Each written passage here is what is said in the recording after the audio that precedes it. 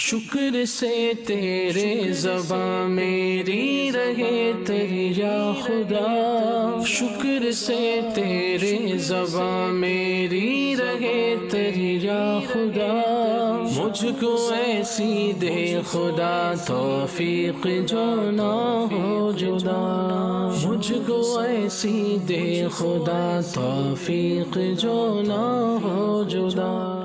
الحمدللہ رب العالمین والصلاة والسلام علی سید الانبیاء والمرسلین، اما بعد فاعوذ باللہ من الشیطان الرجیم، بسم اللہ الرحمن الرحیم۔ پڑھیے الصلاة والسلام علیک یا رسول اللہ وعلی آلک واصحابک یا حبیب اللہ، الصلاة والسلام علیک یا نبی اللہ وعلی آلک واصحابک یا نور اللہ۔ میٹھے میٹھے اسلام بھائیوں اور مدنی چینل کے ناظرین، ہم ایک مرتبہ پھر اپنے سلسلے شکر کے فضائل میں حاضر ہیں۔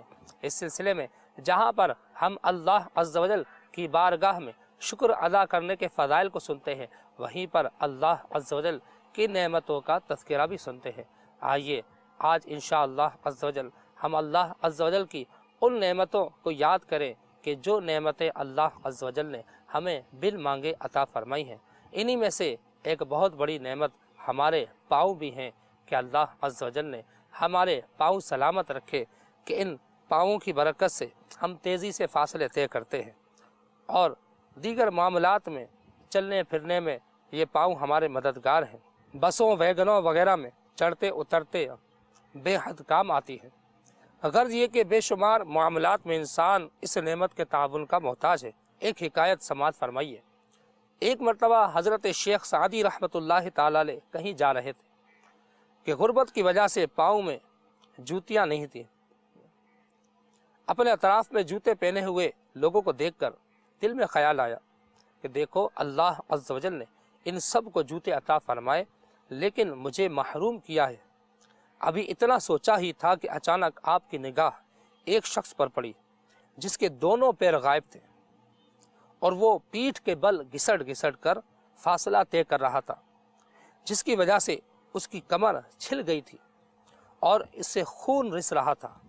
یہ دردناک منظر دیکھتے ہی حضرت شیخ سعدی رحمۃ اللہ تعالی علیہ فوراً سجدے میں گر گئے اور بارگاہ رب العزت میں عرض گزار ہوئے، اے میرے مولا، مجھے اس خیال پر معافی عطا فرما، تو نے اگر جوتے نہ دیے تو کیا ہوا، میرے دونوں پیر تو سلامت ہیں۔ ہم اپنے اطراف میں کئی ایسے لوگوں کو دیکھتے ہیں کہ جنہیں پیروں کی نعمت و دولت میسر نہیں۔ جب یہ بیچارے بھرے بازار میں لوگوں کے قدموں میں گھسٹ گھسٹ کر چل رہے ہوتے ہیں اور ہزاروں لوگ نگاہیں بار بار ان کی طرف اٹھاتے ہیں تو انہیں کتنی ذلت محسوس ہوتی ہوگی۔ آپ کسی دن اپنے گھر میں اس طرح چل کر دیکھیے کہ بے حد عجیب و غریب محسوس ہوگا۔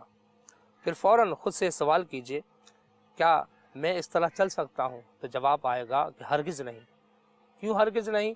کہ اس میں بہت بڑی ذلت ہے کہ لوگ تو اپنے پاؤں کے بل چلتے ہیں اور میں زمین پر گھسٹ کر چلوں، اس میں بڑی بے عزتی ہے۔ تو اس وقت خود سے ہمیں کہنا چاہیے کہ تو پھر شکر ادا کرو کہ اللہ عز و جل نے تمہیں امتحاناً اس مصیبت میں نہیں ڈالا، تو شکر ادا کرو کہ اللہ عز و جل نے تمہارے پیر سلامت رکھے ہیں اور تم اس بے عزتی سے اور اس رسوائی سے محفوظ ہو۔ بیٹے بیٹے اسلام بھائیوں، یہ وہ نعمت ہے کہ اللہ عز و جل نے ہمیں بن مانگے عطا فرمائے۔ خلیفہ ہارون رشید کے دربار میں علماء موجود رہا کرتے تھے۔ کسی شخص نے خلیفہ وقت کو پانی کا گلاس دیا تو ایک بزرگ کھڑے ہو گئے۔ انہوں نے کہا کہ اے خلیفہ ذرا رکیے، اگر آپ جنگل بیابان میں ہوں جہاں پر پانی کا ایک گھونٹ بھی آپ کو میسر نہ ہو اور جان پر بن آئے، اس وقت یہ پانی کا ایک گلاس آپ کتنی دولت دے کر حاصل کریں گے؟ تو خلیفہ نے کہا کہ میں آدھی سلطنت اپنی دے کر اس پانی کے گلاس کو حاصل کروں گا۔ بزرگ نے فرمایا کہ اسے پی لو۔ پھر جب بادشاہ نے پانی پیا تو بزرگ نے فرمایا کہ اب بتائیے کہ اگر یہ جو پانی آپ نے پیا یہ آپ سے خارج نہ ہو، اللہ نہ کرے کوئی ایسی بیماری لگ جائے کہ یہ پانی آپ سے باہر نہ نکلے، یعنی پیشاب کی کوئی تکلیف ہو جائے، رکاوٹ ہو جائے، تو آپ کتنا مال دے کر اس اذیت سے نجات حاصل کریں گے؟ تو خلیفہ نے کہا کہ میں اپنی آدھی سلطنت دے کر اس اذیت سے نجات حاصل کروں گا۔ تو ان بزرگ نے فرمایا کہ اے بادشاہ، اے خلیفہ، تمہاری پوری سلطنت ایک طرف اور اللہ عز و جل کی ایک نعمت پانی کا ایک گلاس ایک طرف، تو کبھی بھی اپنی دولت پر، اپنی سلطنت پر فخر مت کرنا۔ واقعی میٹھے میٹھے اسلام بھائیوں، اللہ عز و جل کی نعمت پانی بھی بہت بڑی نعمت ہے، اور اس پانی کا جسم سے خارج بآسانی ہو جانا یہ بھی اللہ عز و جل کی بہت بڑی نعمت ہے۔ صالحین کے واقعات ہیں، اور ایسے لوگوں کے واقعات کو سن کر اللہ عز و جل کی نعمتوں کا شکر ادا کرنے کا ذہن بنتا ہے، اور ہر حال میں اس کی رضا پر راضی رہنے کی توفیق نصیب ہوتی ہے۔ حضرت مسروق رحمۃ اللہ تعالی علیہ ارشاد فرماتے ہیں کہ ایک شخص اپنے اہل خانہ کے ساتھ جنگل میں رہا کرتا تھا۔ کچھ فاصلے پر چند مزید گھروں میں لوگ رہا کرتے تھے۔ اس کے پاس ایک گدھا اور ایک کتا اور ایک مرغا تھا۔ گدھے پر خیمہ، پانی اور دیگر سامان لادا جاتا، کتا حفاظت کرتا اور مرغا صبح اذان کے لیے جگاتا تھا۔ اس شخص کی یہ عادت تھی کہ ہر معاملے میں اللہ تعالیٰ کی رضا پر راضی رہ کر ہمیشہ یہی کہتا تھا، خیر اسی میں ہے۔ یعنی کوئی بھی معاملہ ہوتا اس شخص سے پوچھتے تو کہتا خیر اسی میں ہے، کوئی بھی کام ہو جاتا تو اس میں یہی کہتا کہ خیر اسی میں۔ ایک دن اچانک ایک بھیڑیے نے اس کے گدھے کا پیٹ پھاڑ دیا۔ اس کے اہل خانہ کو بہت دکھ ہوا، لیکن اس نے حسب معمول مطمئن رہتے ہوئے کہا کہ خیر اسی میں ہے۔ پھر ایک دن ایک لومڑی آئی اور اس کا مرغا پکڑ کر لے گئی۔ پھر ایک دن کسی سبب سے اس کا کتا بھی مر گیا۔ اس پر بھی اہل خانہ بہت غمگین ہوئے، لیکن اس نے پھر وہی کہا کہ خیر اسی میں ہے۔ تو گھر والوں نے کہا کہ آپ ہر حادثے پر کہہ دیتے ہیں خیر اسی میں ہے، اب ہمارے سارے کام کے جانور مر گئے تو بھلا اس میں کون سی بھلائی پوشیدہ ہے؟ اس نے جواب دیا کہ صبر کرو، شکر کرو، یقیناً اس میں بھی ہمارے لیے کوئی بھلائی ہوگی، لیکن ہمیں معلوم نہیں۔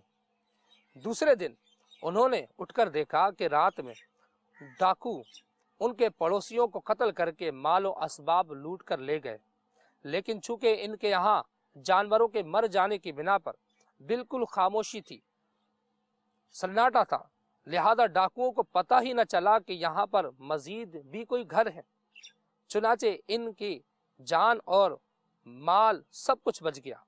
تب اس شخص نے اہل خانہ سے کہا کہ دیکھا تم نے کہ اللہ عز و جل کے ہر کام میں کیسی بھلائی ہے، ہر کام کی خوبی بس اللہ عز و جل ہی جانتا ہے۔ اس واقعے کو امام غزالی رحمۃ اللہ تعالی علیہ نے احیاء العلوم میں نقل فرمایا، اور اس سے ہمیں یہ پتہ چلا کہ کوئی بھی معاملہ، کوئی بھی مصیبت آئے تو ہم اللہ عز و جل کا شکر ادا کریں کہ اللہ عز و جل نے یہ نعمت ہم سے چھین لی، تو اللہ عز و جل کا یہ نعمت ہم سے لینا ہمارے لیے بہتر ہے۔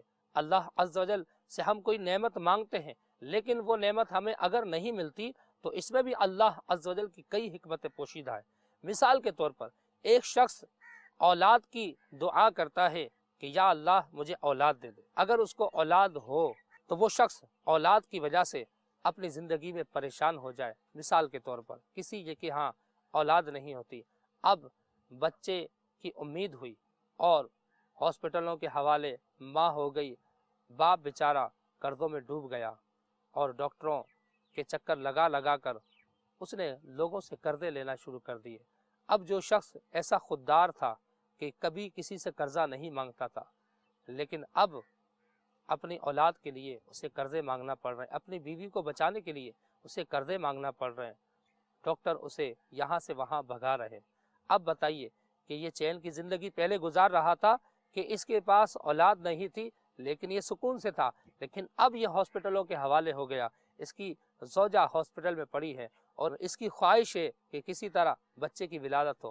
اب بچے کی ولادت کا معاملہ ہو جاتا ہے، اور اللہ نہ کرے اگر یہ بچہ ہاسپٹل میں ایڈمٹ ہو جائے اور اس کی بھی زندگی خطرے میں پڑ جائے، بالآخر یہ شخص جو 15-20 ہزار روپے کمانے والا شخص لاکھوں روپے کا مقروض ہو جائے، کبھی کسی سے کچھ رقم بھی اس نے ادھار نہ لی تھی، لیکن اپنی اولاد کو بچانے کے لیے اپنے بچوں کی تکلیف کوئی نہیں دیکھ سکتا، اور اپنے بچوں کی تکلیف کو دور کرنے کے لیے لاکھوں روپے کا مقروض ہو جائے، اور اللہ نہ کرے بعد میں وہی اولاد انتقال کر جائے، تو اب بتائیے کہ اس کے حق میں اولاد ہونا بہتر تھا یا اولاد کا نہ ہونا بہتر تھا؟ یقیناً یہ شخص پہلے ہی اچھا تھا کہ اس کے حق میں اولاد بہتر نہیں تھی، اور اگر بالفرض اولاد بڑی بھی ہو جائے، بڑی ہونے کے بعد وہی اولاد اس کی نافرمانیاں کرے، اس کو ذلیل و رسوا کرے، اور طرح طرح سے اس کی اذیتوں کا سبب بنے،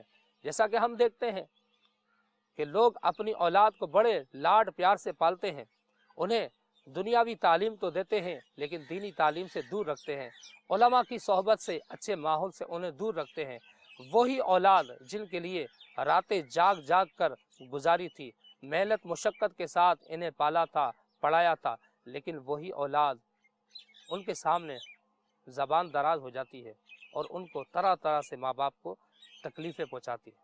اب بتائیے کہ یہ اولاد اس کے حق میں بہتر ہے یا نہیں؟ یقیناً ایسی اولاد اس کے حق میں بہتر نہیں۔ اللہ عز و جل کے ہر کام میں کوئی نہ کوئی حکمت ہوتی ہے۔ یہ بھی پتہ چلا کہ اللہ عز و جل کی تقسیم پر راضی رہنا چاہیے، دعا اور دیگر اسباب و ذرائع اختیار کرنا چاہیے۔ اللہ عز و جل کی رضا پر راضی رہنے کے یہ خلاف نہیں ہے کہ بندہ دعا ہی نہ کرے، چنانچہ اولاد کی دعا کرے، اس میں کوئی مذائقہ نہیں، کاروبار کی ترقی کی دعا کرے، غربت کے خاتمے کے لیے دعا کرتا رہے، بچوں کے بہتر مستقبل اور بیماری کا علاج کروانے کے لیے جائز طریقوں سے عملی کوشش اختیار کرنے میں کوئی حرج نہیں۔ قابل گرفت فعل یہ ہے کہ دل اللہ عز و جل کی تقسیم پر راضی نہ ہو اور دل کی یہ کیفیت شکوے کی صورت اختیار کر جائے، اور اللہ عز و جل کی راہ میں اگر کوئی تکلیف آئے تو ان آیات کریمہ کو یاد رکھیں کہ جن میں فرمایا گیا وَاصْبِرُوا إِنَّ اللَّهَ مَعَ الصَّابِرِينَ، اور صبر کرو، بے شک اللہ عز و جل صبر کرنے والوں کے ساتھ ہے۔ مدنی آقا صلی اللہ علیہ وسلم نے ارشاد فرمایا الصبر کنز من کنوز الجنہ، یعنی صبر جنت کے خزانوں میں سے ایک خزانہ ہے۔ حضرت سیدنا انس رضی اللہ تعالیٰ عنہ فرماتے ہیں کہ ہم رسول اللہ صلی اللہ علیہ وسلم کے ساتھ ابو یوسف لوہار کے یہاں گئے۔ یہ پیارے آقا صلی اللہ علیہ وسلم کے صاحبزادے حضرت ابراہیم رضی اللہ تعالیٰ عنہ کی رضائی والدہ کے شوہر تھے۔ مدنی آقا صلی اللہ علیہ وسلم نے حضرت ابراہیم رضی اللہ تعالیٰ عنہ کو اٹھا کر چوما اور سونگا۔ کچھ عرصے بعد ہم پھر آپ کے ساتھ حضرت ابراہیم رضی اللہ تعالیٰ عنہ کے پاس چلے گئے۔ اس وقت وہ جا کنی کے عالم میں تھے، یعنی آقا علیہ السلام کے شہزادے حضرت ابراہیم رضی اللہ تعالیٰ عنہ جا کنی کے عالم میں تھے، تو مدنی آقا صلی اللہ علیہ وسلم کی آنکھوں سے آنسو بہنے شروع ہو گئے۔ اس پر حضرت عبد الرحمن بن عوف رضی اللہ تعالیٰ عنہ نے عرض کی کہ یا رسول اللہ صلی اللہ علیہ وسلم آپ بھی رو رہے ہیں؟ فرمایا کہ اے ابن عوف رضی اللہ تعالیٰ، یہ رحمت و محبت کے آنسو ہیں، یعنی شکوہ شکایت کے نہیں۔ اس کے بعد بھی آپ کے آنسو بہتے رہے۔ پھر آپ صلی اللہ علیہ وسلم نے ارشاد فرمایا آنکھ آنسو بہاتی ہے، دل غم میں ڈوبا ہے، مگر ہم زبان سے وہی بات کہیں گے جو ہمارے رب عز و جل کو محبوب ہو، یعنی صبر و شکر کے کلمات ادا کریں گے۔ اور فرمایا کہ اے ابراہیم، یعنی اپنے صاحبزادے کو فرمایا اے ابراہیم، بے شک ہم تیری جدائی اور فراق پر غمناک ہیں۔ یہ روایت بخاری و مسلم میں درج ہے۔ اسی طرح قرآن پاک میں ایک جگہ پر اللہ عز و جل نے ارشاد فرمایا اولئک یجزون الغرفۃ بما صبروا، ترجمہ قرآن کنز ایمان، ان کو جنت کا سب سے اونچا بالا خانہ انعام ملے گا بدلہ ان کے صبر کا۔ جی ہاں میٹھے میٹھے اسلامی بھائیوں، جنہوں نے اللہ عز و جل کی رضا پر راضی رہ کر زندگی گزاری ہوگی، اللہ عز و جل کا شکر ادا کیا ہوگا اور مصیبتوں پر صبر کیا ہوگا، اللہ عز و جل انہیں جنت کی اعلیٰ نعمتیں عطا فرمائے گا۔ اور یقیناً دنیاوی تکلیفیں یہ بہت کم ہیں، جنت کی نعمتیں بڑی اعلیٰ ہیں، اور اللہ عز و جل صبر و شکر کرنے کی برکت سے جہنم سے آزادی عطا فرما کر جنت میں داخلہ عطا فرما دے۔ یقیناً یہ اللہ عز و جل کی بہت کرم نوازی ہے۔